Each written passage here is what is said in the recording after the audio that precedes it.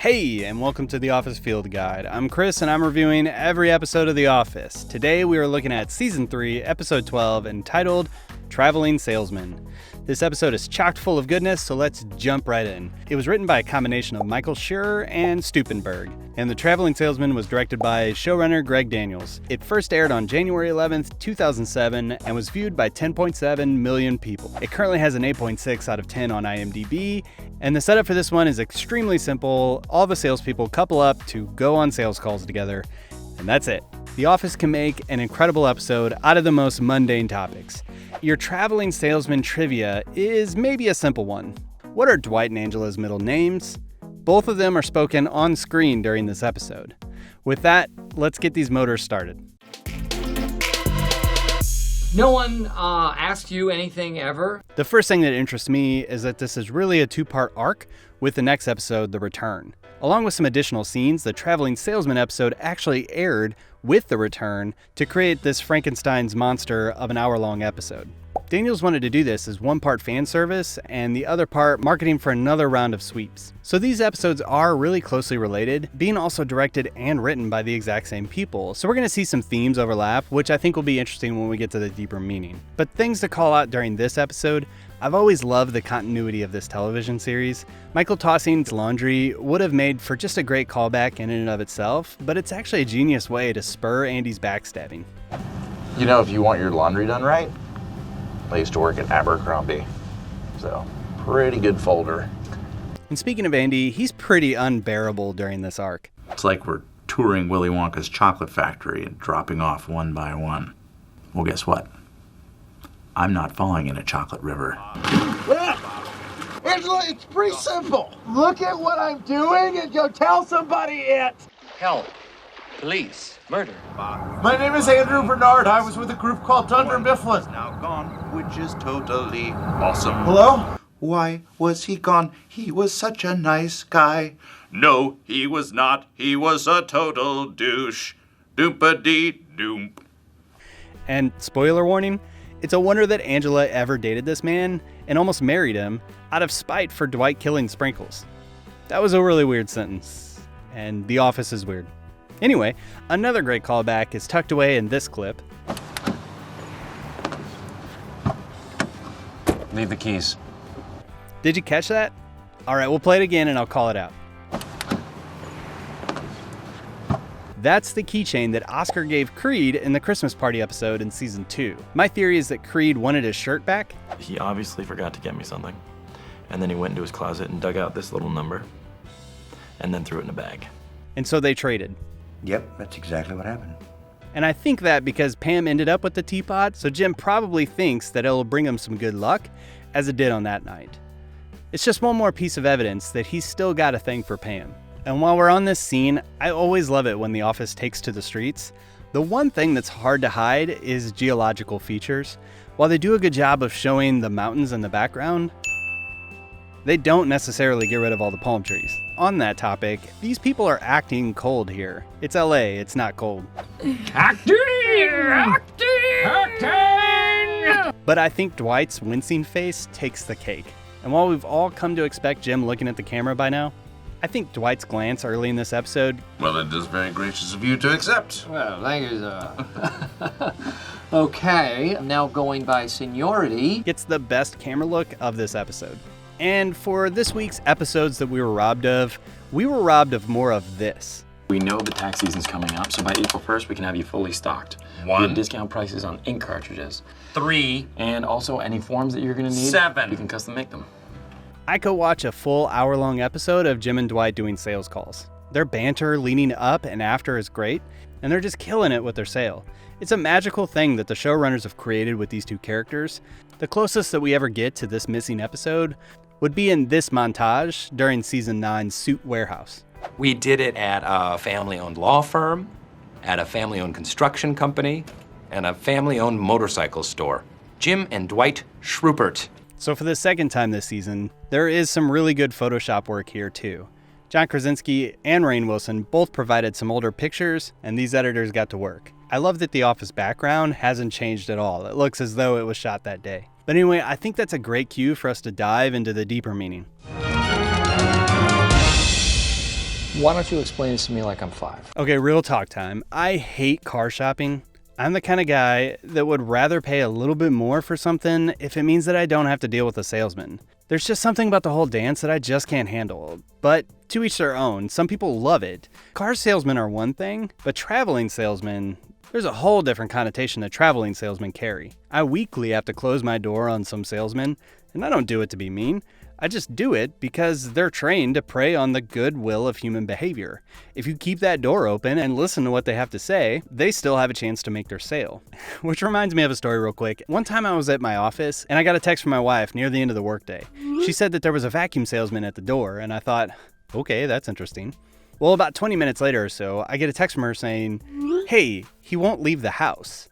And it was really at this point I was having these waves of revelations just warming over me. First I thought, what do you mean he won't leave? Why won't he leave? You asked him to leave and he won't leave? Wait, he's in the house? You let him in the house? Why would you let him in the house? So I text her back and I just say, I'm on my way home. I shut my laptop and I take off. The whole way home, I'm just thinking about what I'm going to say to this guy when I show up. So I pull up and my door's open. I walk in the house and my wife says, oh, babe, you're home. Yeah, my wife calls me babe. Take their coats, babe, Yes. babe? Babe. Babe. Honey. Honey. Hey, babe. Babe. Babe. Babe. Honey. Babe. Babe. Bye, babe. Oh, babe, you're home. Hey, this is, and I'll just call him Bill. This is Bill. He's showing us a vacuum. Okay, I gotta go. She grabs her keys, leaves the house, gets in her car, and drives away. And I'm left in the house with this guy. Had to be some 18-year-old kid wearing a suit that didn't fit right, which I don't blame him for. And I said, hey, I just need you to get your stuff and go. I'm not buying a vacuum today. And he just couldn't be any more nice. He starts packing up his stuff, and he's still giving me a sales pitch. So I start setting up my laptop to close out my workday, and he's just still talking my ear off about all the wonders of this brand of vacuum cleaners. I said, hey man, I'm sorry. I think we might have wasted your time, but it's just not in the cards for us to buy a vacuum today. And so he says, yeah, no, I get it. And he just keeps talking. So a solid 15 minutes later, this fella's still in my living room, sits down at my table, and I kid you not, slides me a piece of paper, which he hand wrote the amount of $3,400 on. I audibly laugh out loud, and I'm like, Bill, I thought you were barking up the wrong tree here, but I think you're in the wrong forest. I got my last vacuum, and this is true, out of the trash. And there's a story for that for a whole nother time. He takes a piece of paper back, he scratches out the last amount, writes a new amount and says he'd have to clear it with his manager, but he could give it to me for this. Slides it back over, and now it's magically $1,700. My first thought is, hey, you would have just charged me $3,400 for a $1,700 vacuum?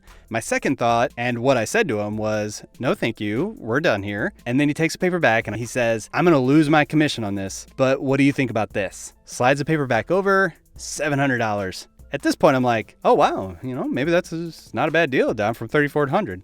Wait, no, get out of my house. I'm not buying a $700 anything right now. I thanked him for his time, I escorted him out of my house, and I couldn't make this up. Turn around, I open my phone, and I see I have a text from my wife. So I open it up, and it says, gotcha, implying that this whole thing was a prank. A prank to this day that I've never fully gotten her back for. She knows I can't stand salesmen, and I am sorry for all you salesmen out there. But like I said, a traveling salesman has a connotation that just isn't flattering. And that's the focus of this deeper meaning. The trustworthiness of a salesman is what is called into question when someone walks up to someone else trying to sell them something. They all have a gimmick, they all have a thing, and in this episode we get to see this interesting yin-yang of sales tactics in between these sales couples. When you look at Jim and Dwight, Jim is chill and Dwight's intense. Michael is humble and Andy is lofty. Stanley's apathetic and Ryan's hungry. And Phyllis and Karen don't necessarily follow this pattern, but that's based on Phyllis's leadership. But in addition to their sales styles, we see a message of trustworthiness at the center of this episode. Andy's doing everything he can to see doubt in Michael's head, which I called Andy oblivious in the last episode, but nothing fills me with pure joy like watching Michael's brick wall response to Andy's attempts. Think it comes from Dwight Schrute? I don't know. Who knows how words are formed?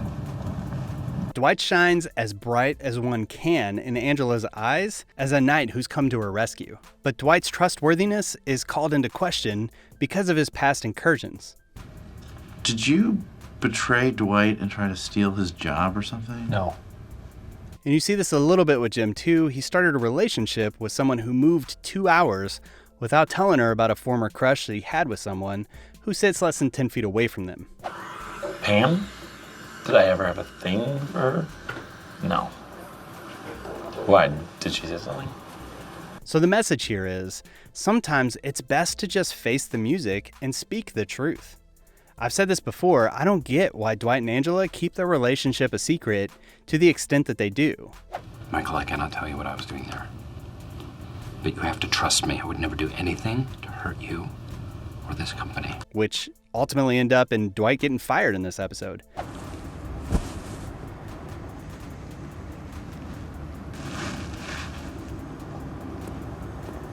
But maybe the better message here is, in a world of Andys, Am I happy about the way things turned out? be a Dwight to the ones we love, be loyal, and speak the truth. Many arcs in this season would be prevented by people just opening their mouth. Or I don't know, maybe this whole episode exists to see Stanley even more animated than on Pretzel Day. You sounded like my niece, and she's 6 months old. But with that, let's dish out some Dundies. Then I gotta get him to the Dundies. Okay, the Dundie for the best physical comedy in this episode goes to Rainn Wilson and John Krasinski. I'll attack you from the front. Yeah, but it'll be easier to stop. I can always block the blow, or I can counter it with... I read that Wilson really wanted to be physically slapped in this episode, and it paid off. They really went all in. But it's not just this. We also have this car scene also.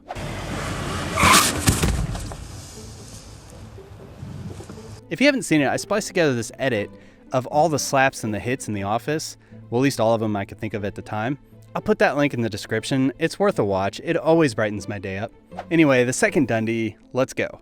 The 12-year-old boy Dundee goes to Michael Scott. For this? Pam! Pam, you look very hot today. Okay, I love this bit because it just shows Michael's maturity level, but it's so relatable to me, and I presume for anyone who's got an inner 12-year-old boy out there, who, once you discovered that you could make your computer say things, it didn't take long to go down this route. Boobs. But with that, let's get to the trivia and the ratings. What gives you the right? All right, the trivia for today is, what are Dwight and Angela's middle names? And here you go. Let's call her Noelle. We'll call him Kurt. I don't know if you caught that, but Angela swaps out their first names for their middle names, which isn't very incognito, but it does remind me of this bit later. We'll use code names. Angela can stay the same, but we'll change Andy to Dwight. So they're both just not very good at this. Anyway, on to some ratings. The cold opening, it gets a 4 out of 5 for me. I doubt I'll ever list this on the top cold openings of all time. But you know that feeling you get when a good cold opening comes on? That hits me with this one. Jim and Pam playing along but also secretly antagonizing Michael. And honestly, look at that smile and tell me that you are not currently smiling. It's just contagious. As for the episode itself, I give this one a 3 out of 5. It's a step up from the last episode, and this episode has a lot going on in it, with about 4 or 5 unique plot lines. Most of them don't resolve in the 22 minutes that we get, and the ones that do conclude a lot like the end of Infinity War, with the bad guy winning, leaving us wanting more. There's plenty to love in this episode, but I think it fits squarely in the meh zone. But that's just what I think about this episode. What do you think? What's your favorite aspect of this one? Leave it in the comments. I really want to hear what you have to say. Next week, we're going to be rounding out this arc with the return.